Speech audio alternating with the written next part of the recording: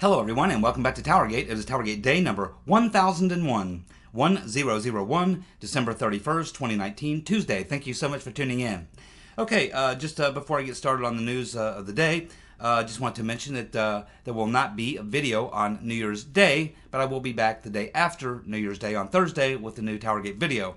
I'm really looking forward to it because you know, I kind of see this whole Spygate story now, looking at it sort of in the rearview mirror after 1,000 videos, and it kind of seems like the first 1,000 videos were about you know, the first half of a tale of two halves, where the first half was very difficult, Trump under assault, we had the Mueller investigation, all the other things that were going on. We had a lot of days that was very dark, a lot of despair. Trump seemed to be fighting an uphill battle. He seemed to have no friends. He was being attacked by everybody. It seemed sometimes that it was a very bad situation, but he fought back, and now here we are. The way I look at it is we're in the second half of this tale of two halves, and I believe that this next half, the TowerGate videos going forward and the Spygate story going forward, is going to be when we expose the real truth of what happened in 2016 and hold the criminal conspirators accountable.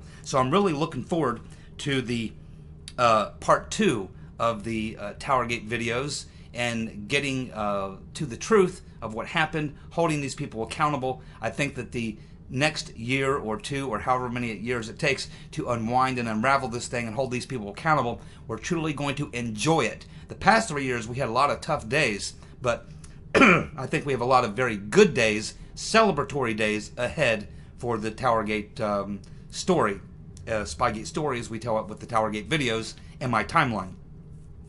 Also, I want to say thank you to everyone in the comments section who made comments congratulating me on the 1,000 videos. You know, it's just crazy. I mean, I just do my videos every day, and one day I wake up and go, wow, I've got 1,000 videos. So yeah, it's kind of cool how that goes. But anyway, thank you very much for the compliments and the congratulatory comments on reaching that.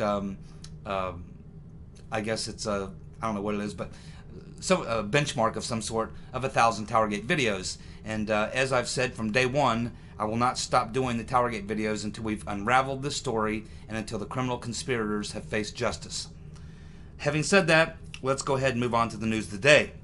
Well, as you know, many of you know, Peter has been stroking us, was in court the day before yesterday over the issue of his, I guess his case is about, he believes that his firing was not warranted and that his First Amendment rights were violated.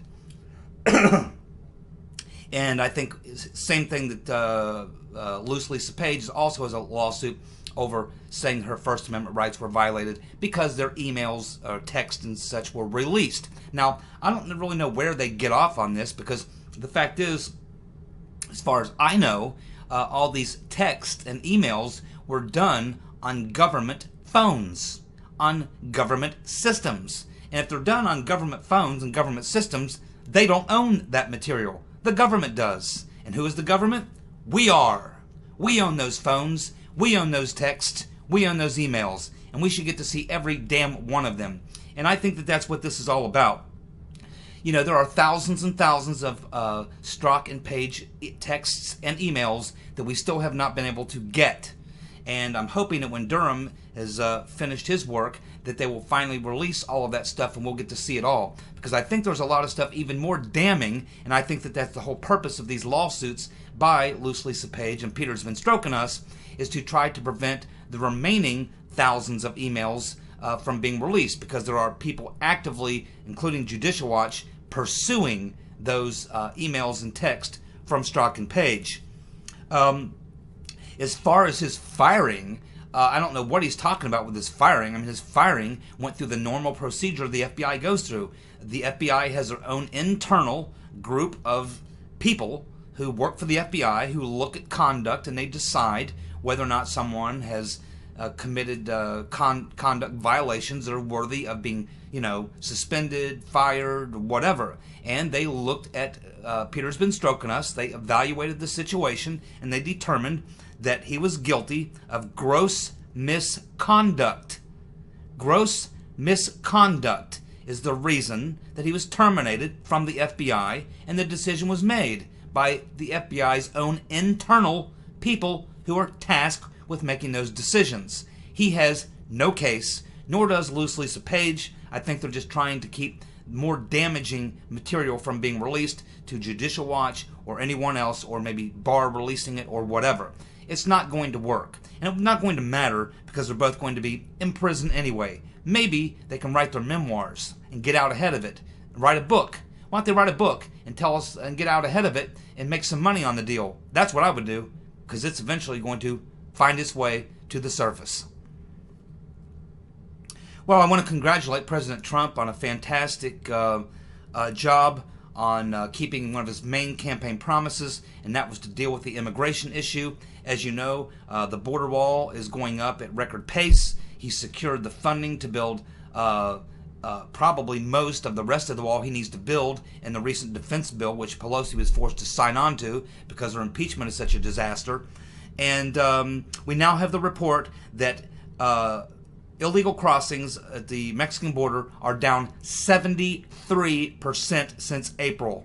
73% in 8 months. That is absolutely extraordinary. Absolutely extraordinary. Wow. So if he's eliminated or reduced illegal crossings by 73% just in 8 months, just imagine where he'll be in a year from now. Probably a totally secure border with no illegals coming across. So congratulations, Mr. President. That was a very tough fight. He had to fight the Republicans. He had to fight the Democrats. He had to fight the Chamber of Commerce. He had to fight Wall Street. He had to fight big money corporations. He had to fight big business. He had to fight everybody, even people in his own administration. He had to fight all these people. He did it. He hung in there. He stayed with it. He stayed tough. He never backed down. He took a lot of heat. He took a lot of political hits. But here we can see that he now stands victorious with a fantastic accomplishment to campaign on in 2020, a major promise that he kept, and as a result, the country is going to be much better off. This is why a lot of blacks and other legal minorities are now doing much better, because they are now getting those jobs that used to be performed by illegals, because they could bring illegals in to do it for $7-8 an hour. Now there are people who are actually getting jobs paying $12, $13, $15 an hour to do those jobs. And so now those people not only have a job, they have an opportunity. They now see that they can actually earn a pretty decent amount of money. And that will give them opportunity and hope. And opportunity and hope, when combined together, create success. Success. That's what Trump understands. He has done more for the lower middle class of this country than anyone will ever be able to calculate in mathematical terms. You can't even put a number on it. But he has done an extraordinary job here, and he needs to be congratulated for a job well done. Thank you, Mr. President, for keeping another promise and for doing one hell of a good job and doing a lot of good for a lot of people who really needed it. So I want to talk about now an article written over at strategicculturefoundation.org by Eric Zusi.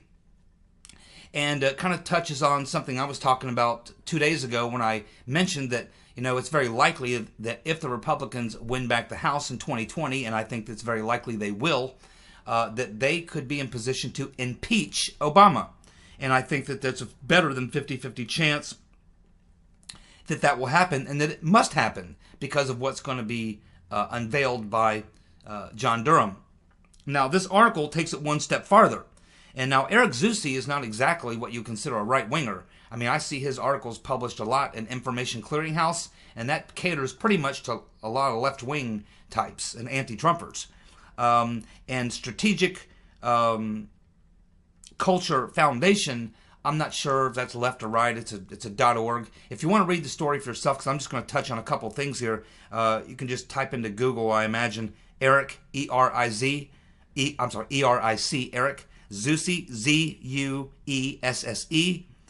and you can type in Strategic Culture Foundation, and it's a .org. And there's links there also to other stories he's written.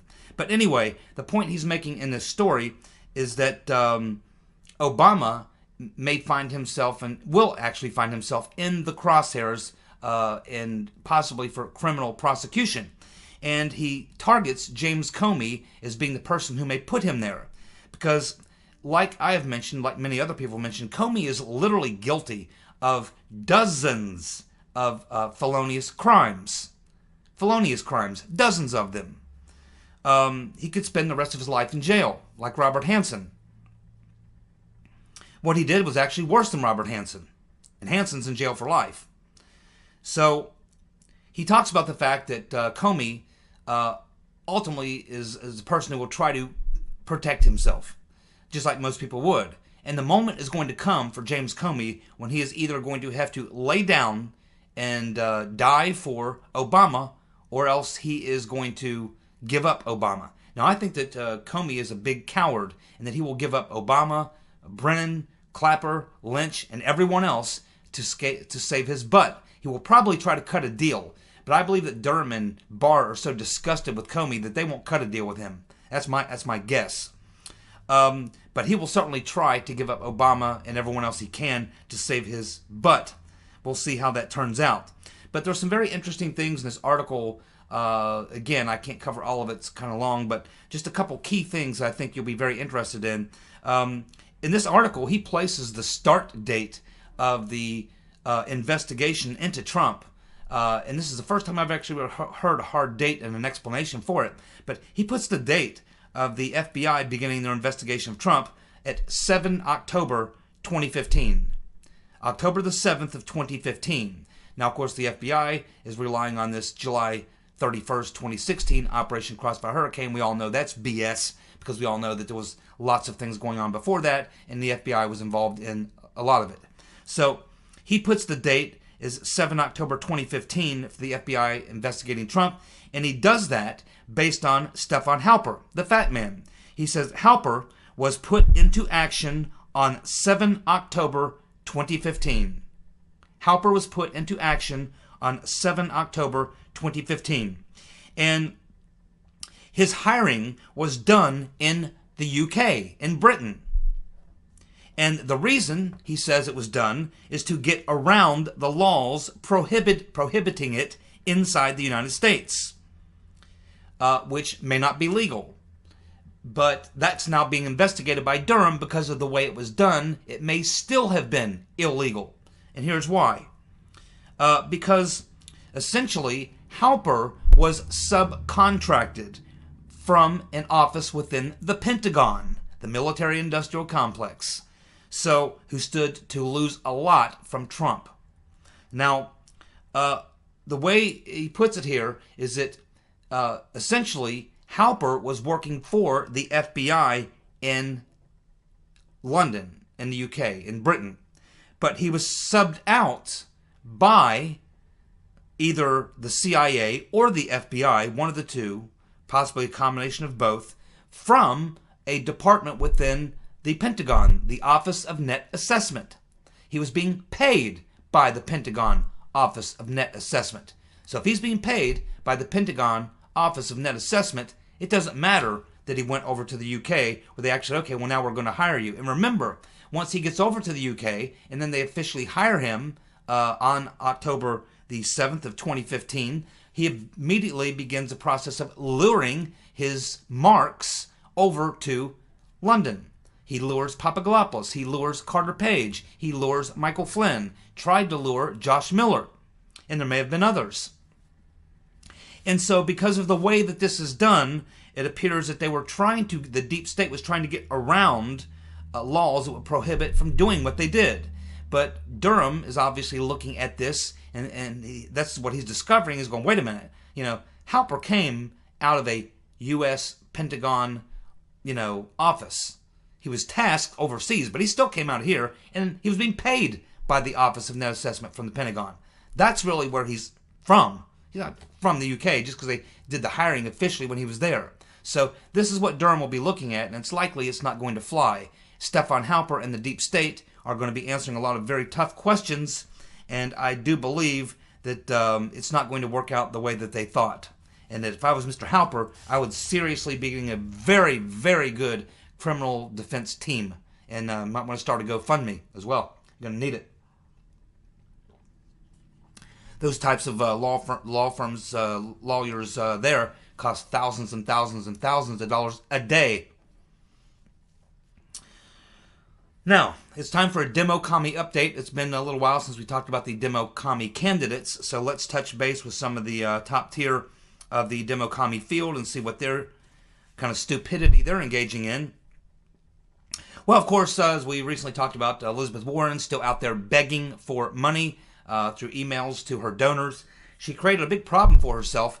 She needs to raise some fairly large money. She's tapped out most of her small donors, so she needs to go after the people with the big money. Unfortunately, she can't go after the people with the big money because she just spent the last couple weeks dogging Buttigieg and other candidates on taking big money. So now she can't really take any of that big money without looking like a complete hypocrite, which she already is anyway, and it's proven. But she's really sewed herself into a knot here, and I don't think she has any way of getting out of it. And I think at this point, we can watch her slowly slide down the pole until she's finally slid out of the race. I don't see her having any great reinsurgence. I think she had her day, and now the number one thing she needs is some big money, and the place she needs to go to get it, she can't go because she screwed herself. Hiawatha, and that's the best reason you can think of why she shouldn't be president. She's just too stupid. We have, of course, Buttigieg, Booty Boy. Now, this one here really pissed me off. So a video has recently surfaced of Booty Boy, and it's not a recent video. It's from, I think, 2014, where he is sitting there talking to a classroom of kids. And he's telling these kids that our framers, our founding fathers, Washington, Jefferson, Madison, Monroe, and the rest, that our framers did not understand that slavery was bad. Oh my God, this guy is a complete dumbass. Just based on that comment alone, he should be disqualified. Disqualified.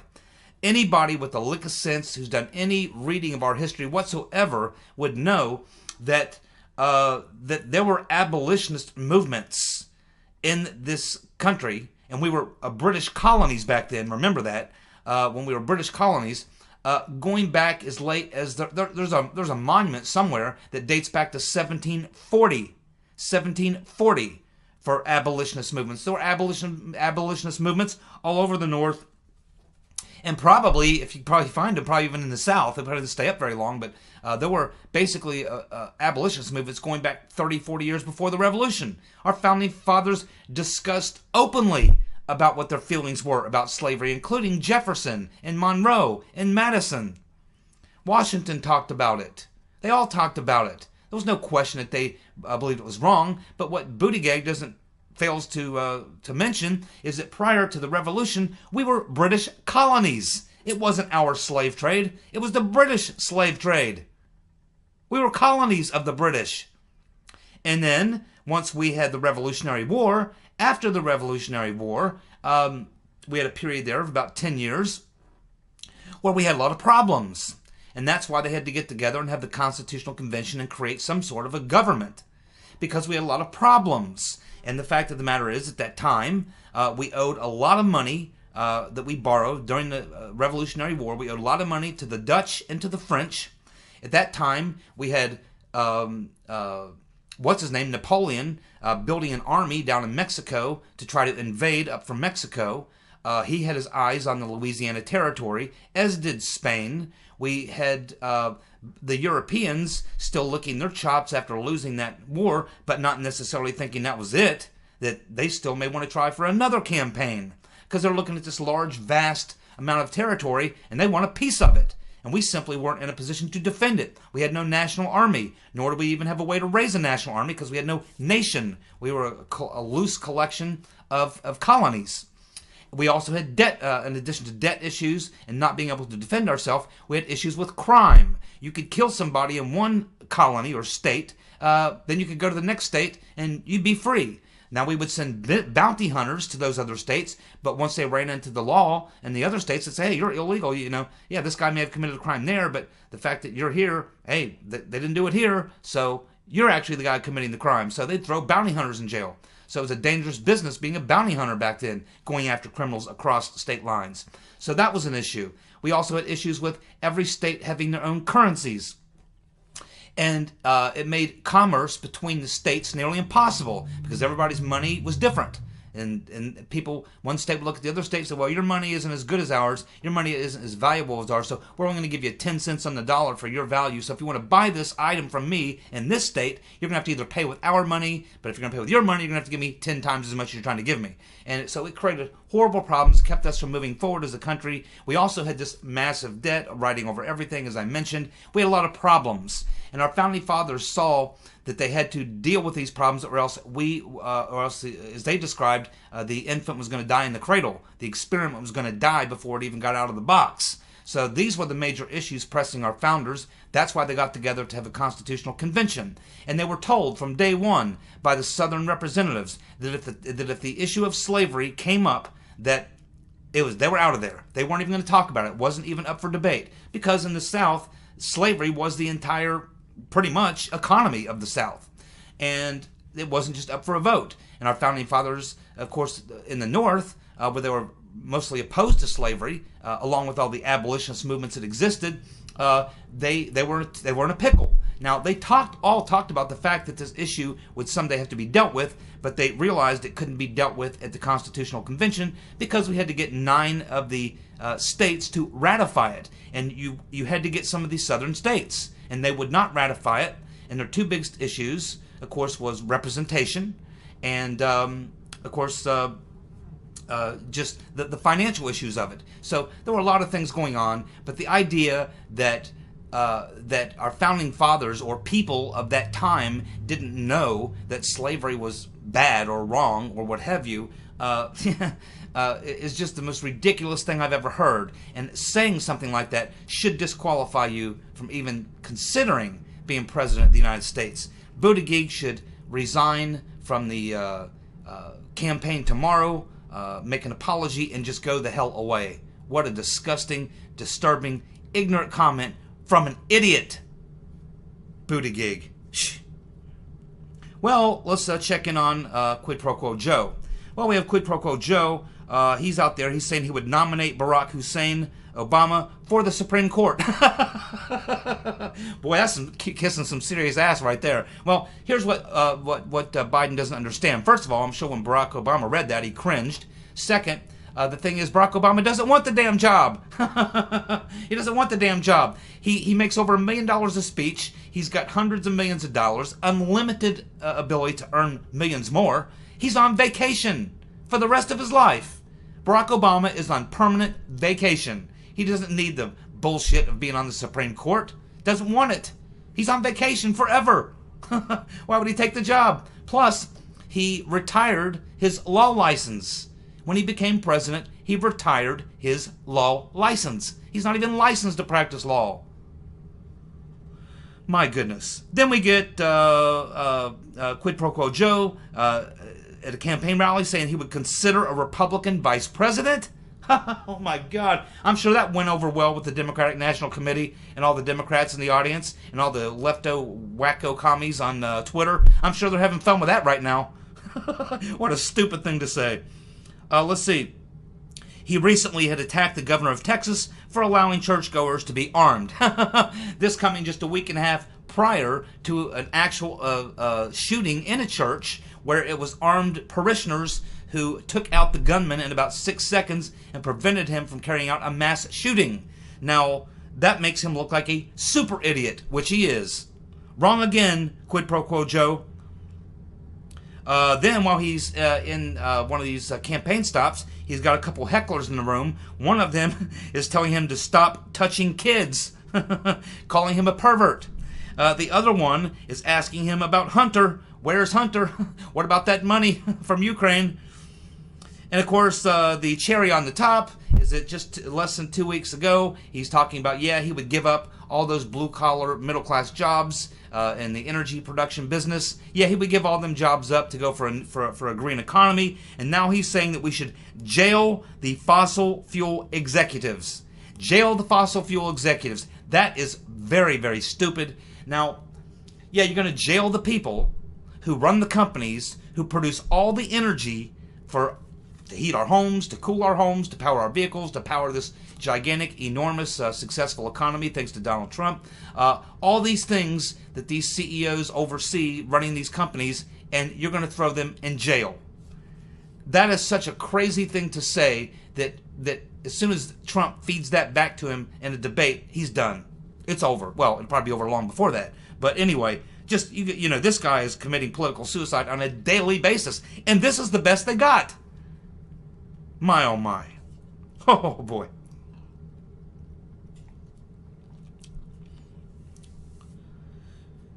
Well, speaking of crazy commie leftists, as you know, many of you probably know, the dishonorable James Comey, from the former director of the Federal Bureau of I Am With Her, he has posted a op-ed in the Washington Post, the Washington Compost, I believe it was on Sunday, and this guy's a total crybaby. He's crying and whining. Do you know what it's like having the most powerful man in the world attack you every day? You know, blah, blah, blah, blah, blah, blah, blah. You know, so he's crying and complaining about the most powerful man in the world attacking you every day. Well, here's the thing, James.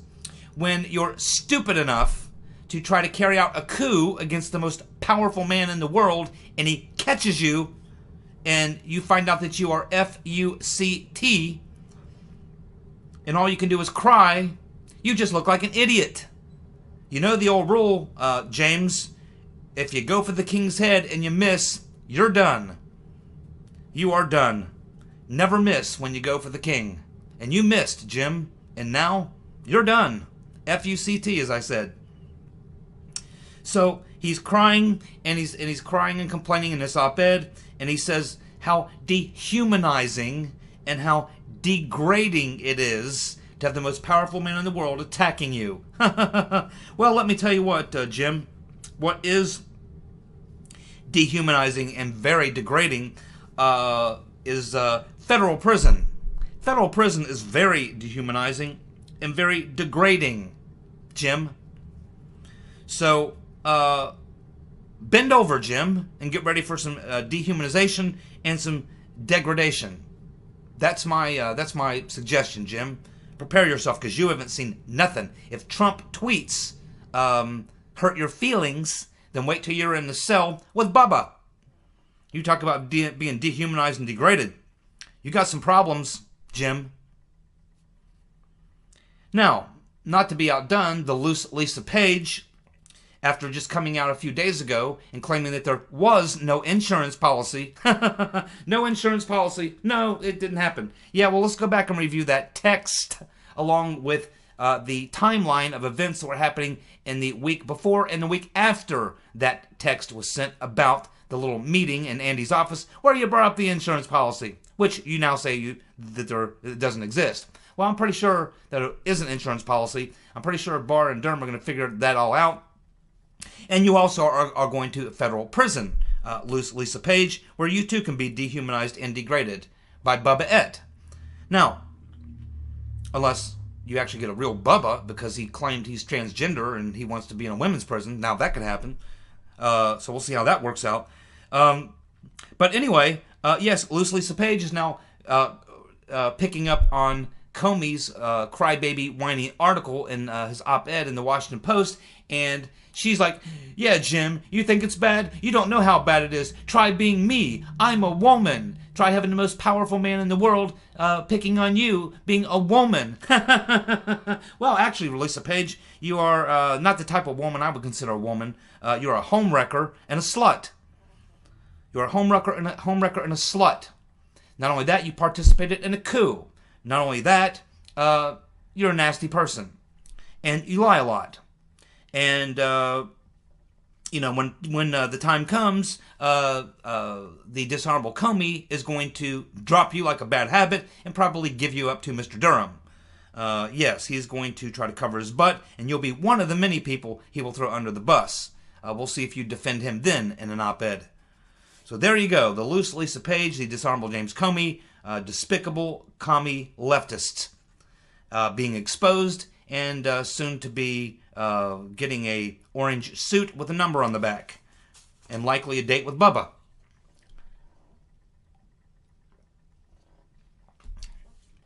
Well, Trump sure has been having a lot of fun lately, trolling Nancy Pelosi, the Madam Botox, about her son, Paul Pelosi. You see, Paul Pelosi was hired by a company called Info.USA. And Info.USA paid Paul Pelosi $180,000 a year, $180,000 a year, and he got that position just about a month after Pelosi became Speaker of the House. Now, his day job, his regular job, is he is a loan officer for Countrywide Loans. Now, it appears that this Info USA home office is in Idaho, or Omaha, Nebraska, and they have some sort of a little office in Mateo, California, where is apparently where he supposedly goes to work, even though he doesn't apparently know anything about the type of work that they do, much like Hunter Biden has no experience in the type of work that they even do at Info USA. And what do they do at Info USA? Well, mostly Info USA is headed by a Clinton backer named Vinod Gupta. Vinod Gupta, Gupta. And he placed Paul Pelosi on his payroll and describes him as his biggest trophy. Now, even though Paul Pelosi had no experience whatsoever in the type of business that Info USA does, he got the job regardless, paying him $180,000 a year as a vice president. Now, it appears that the type of business that Gupta is in, and you could, of course, he's a friend of the Clintons, so you know he's into something shady and illegal. So it appears that the business he's in is that his company rents marketing databases to unscrupulous people who use it to abuse citizens, including ripping off and targeting the elderly with scams. That is how he amassed such a massive fortune. He has his own plane, he has a yacht, a lot like Jeffrey Epstein. Now, Gupta paid Bill Clinton $2.1 million in consulting fees. Gupta provides his corporate jet to Paul Pelosi for trips. Gupta provided his corporate jet to the Rotten Reverend Clinton in 2016 for her to go on campaign stops. Gupta gave over $1 million to the Clinton Foundation. Not only that, but Bill Clinton, Slick Willie, the other crooked Clinton, has been on Gupta's yacht multiple times. And why do you think he was on Mr. Gupta's yacht all those times? Well, it may have something to do with the fact that, much like Epstein, Gupta's entire crew on his yacht, it's all female. I wonder what kind of uniforms they wear. I'm thinking bikinis, if anything at all. Yep, that'll get Bill Clinton on your yacht in a hurry. Yes, there you go. So Trump is having a fabulous time trolling Madam Botox over her son's cushy position at $180,000 a year, working for Mr. Gupta, who of course has ties to the crooked Clintons. Maybe we need an investigation. What do you think? Maybe the Bug-Eyed Fool or the Penguin can look into that for us. More bad news for the Rotten Reverend Clinton. You know, Judicial Watch has been, Tom Fitton and Judicial Watch have been on the Benghazi thing forever. They have never backed off. They're still trying to get information, emails, and other things. And it appears that from a lot of the information that they've gathered, it's starting to look like something very, very serious may have happened in Benghazi that's really no one's talked too much about. And there may be some emails supporting that. And there may be some emails that the Rotten Reverend Clinton deleted to cover up this. And I think that's what Fitton and Judicial Watch is trying to get their hands on. Because it's beginning to look now a lot like something may have happened. Like, for instance, the State Department issuing a direct order to the two-star general, the major general who was in charge, issuing him a stand-down order in Benghazi. Did the State Department issue a stand-down order to Major General Hicks in Benghazi? Who would have been head of the State Department? The Rotten Reverend. Let's rephrase that. Did the Rotten Reverend Clinton issue a stand-down order to Major General Hicks in Benghazi? we'll keep following that story. Thank you so much for tuning in. I'll be back on Thursday. Happy New Year, everyone. I hope you have a safe New Year and a very prosperous New Year. And believe me, the second half of the Spygate story is going to be wonderful. Stick with it. See you. Bye.